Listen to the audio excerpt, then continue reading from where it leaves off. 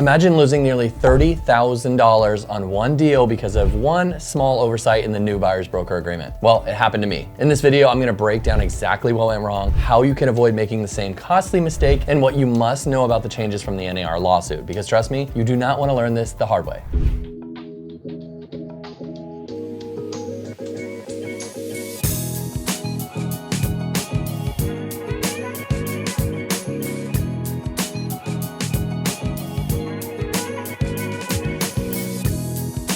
For those of you new to this channel, my name is Joe Skipper, and I'm the owner of Skipper Realty Group, brokered by eXp Realty in the state of Oregon. Now, I built this channel not only to help buyers and sellers navigate the process easily and seamlessly, but I also try to give real estate agents insights into the ever-evolving real estate landscape and help them to not make the mistakes I made and to build a business on a strong foundation. Too many in our industry are dropping out because personally, I think they don't get the training and the resources that they need to succeed. I went through the struggles and I still do, but I try to share the things on this page that may help you to avoid my mistakes that I made and make your journey a little easier than mine was. If you want to keep up to date on this stuff, it would be really helpful to me if you could like and subscribe to my page. Super easy, just a couple clicks, but it allows me to keep putting out this content for you all. So do that, and let's get moving on this almost huge mistake I made that would have cost me $30,000. So we have to get some background into this before the actual event so that you know why this issue was actually an issue. Now, if you're an agent for longer than a year, then this should already be known. But if you're a new agent, things have drastically changed for buyers and buyers agents this year. The National Association of Realtors settled a massive lawsuit that cost them hundreds of millions of dollars. And more importantly to us as agents, it changed the way, at least currently, that we have to do business with our future buyer client. Now, I can speak for what it's done in Oregon. I can't speak for everywhere in the country, but I think it's very similar in most places. But from this lawsuit, we're now required to have a buyer that wants to work with us sign a contract saying that we are officially their buyer's agents. Doesn't sound like a huge deal, right? Well, within this document, we also have to say what we charge for our services. This is where it gets tricky, especially for new agents who are trying to come into the industry. So before you even open a door for a buyer, they have to commit to paper that you're their agent, and that ultimately saying that they will pay for your services in the event that the seller doesn't. Now, historically, it was settled by the seller and seller's agent on what the compensation would be. For example, a listing agent goes into a seller and says, hey, I want to list your home. I'm amazing at what I do, and I also charge 6% for my services. Seller says, yeah, sounds good. Selling agent then would go say, hey, buyer's agent, I'll offer 3% or some part of that 6% to you as the buyer's agent that brings in a buyer to the new listing. That was the traditional and historical way we were paid. But seller said, whoa, I didn't know you were giving the buyer's agent a certain amount of that, and I didn't know that that could be negotiated. Now, this is why agents can't have nice things. We are terrible at explaining to the seller the process of the sale, and then the commission could be negotiated with the buyer's agent. So lawsuit happens, and in the lawyers' brilliant minds, they thought that separating the commission structure would be great for everyone involved. Well, me personally, I believe that it doesn't help the buyer and may help the seller in some cases, but from what I've been seeing is that the sellers are normally willing to offer all or most of the buyer's agent's commission anyways, even post lawsuit. But anyways, I'm off on a tangent, but long story short, buyers are now required to sign a contract stating that they will pay the buyer's agent their commission. And this is where the issue I had comes in. So just a disclaimer that this sale happened before the new Oregon law had come into effect. And if that were the case, I would have completely lost the $30K for sure. But thankfully it happened before the law, and this was how I was saved. Anyways, I had a buyer client. It was a couple that I have worked with on multiple sales. They're investors. They bought and sold homes with me before. Generally, the husband has put his name and or his LLC on the offer and contracts and not his wife. No big deal prior to all of these changes because these clients never had to sign a buyer's agent agreement with me. The sellers paid my commission. That was that. So now fast forward to current time when they were looking for a personal home for themselves. We'd toured multiple homes for at least a year. We made multiple offers that never got accepted. We had some that did get accepted and they backed out. Needless to say, we have been through it all over the past year. The issue came up when we made the offer on their current home, which I'm happy to say worked out for them. We were right in the middle of this lawsuit and the changes that my brokerage was making in order to follow all of the guidelines that were up and coming in Oregon. So we were already preemptively mandating buyer's agents agreements with our clients before going to see a home. And my buyers were totally fine with that, and he signed an agreement about a month prior to this offer being made, so it really was never a big deal. Well, it was a big deal, and here's why. So because of the fact that I primarily worked with the husband in his other purchases, though his wife had major major input into all of these places, I only had him sign the buyer's agent agreement with me. Now, we were talking over this offer as always, going over all the terms, offer prices, inspections, and he wanted to get the offer in before the open house that was coming up on the home so that we could potentially avoid any competition. So it was a quick offer process. He was an all cash buyer, so this was gonna be a super competitive offer with quick closing. So I write it all up and was ready to send it, and he sent over a text saying, hey, because one of my wife's accounts shows more money in there, let's use her name in the offer. Now for you newbies, when you offer a cash on a home, you generally have to show proof of funds. Now you want to have those funds be enough to show that you can afford the home, but I personally don't like showing too much money in there because it loses leverage as a buyer when they can see you can afford 2 of the homes that you're making an offer on. So in this case, his wife's account had the perfect amount of money in there to make this particular offer. So we made the offer. I included a seller concession addendum that included an agreement that the seller would pay my commission so that the buyer wouldn't be on the hook for that. Ultimately, we get the offer accepted. This was a quick sale. The transaction itself went fairly smoothly and we closed on time. My commission was in my account. I had the money. We were done, but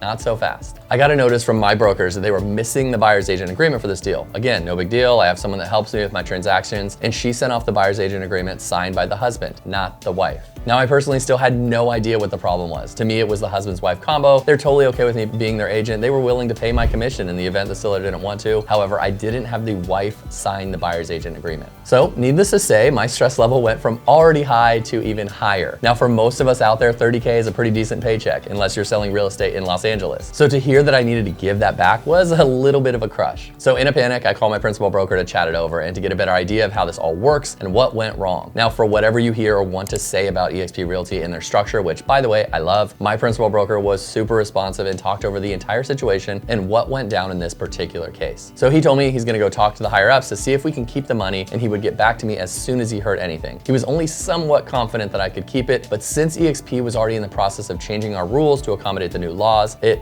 may not work out for me. So the longest 24 hours of my 2024 began. I tried going about my day and basically had to mentally come to grips with giving the commission back and moving on with my life, poorer and more pissed off. Thankfully, and truly thankfully, my principal broker was able to explain the situation and what went on. eXp saw why it all happened, and in this unique situation, I was allowed to keep my commission. The huge benefit that I had going on was that the law had not changed yet, and it was more of a policy with the company in order to have all of us trained appropriately before the law changed so that we avoid these issues when the law prevented any flexibility in this. So makes sense. So why am I telling you this? Because I want you to avoid the stress and hassle I went through to prevent this mistake from happening to you, especially now that we are in the new year and most laws have changed now regarding all of this stuff. My best advice to you regarding these new buyer's agents agreements is to treat your buyers, each of them, like a listing appointment and make a checklist of documents and items that need to be completed before an offer is made. If I were to have this checklist ready and went through it with my buyers, I would have had them both sign and I wouldn't have had an almost $30,000 mistake being made. So have a checklist of what's required by your state or country to be done with the buyers before you buy with them. Follow it religiously, just like you would want to do with any of your listings. And study the new laws specific to you. There are still agents out there that don't even know this lawsuit happened and have no clue what they have to do with buyers now. To run a successful business, you have to take the initiative and be the expert in all things real estate. Your business, your profits, and your family rely on that. So I hope my learning experience can help you to avoid this specific one, but also to see how easy it is to make a mistake in our industry that could cost you thousands of dollars on it. If you have any questions about this law or you wanted advice on running a successful real estate company, please drop a comment below or give me a call and we can talk about what it takes to do it. And please don't forget to like and subscribe to my page in order to stay up to date with the latest on real estate. Hope this helps and talk soon.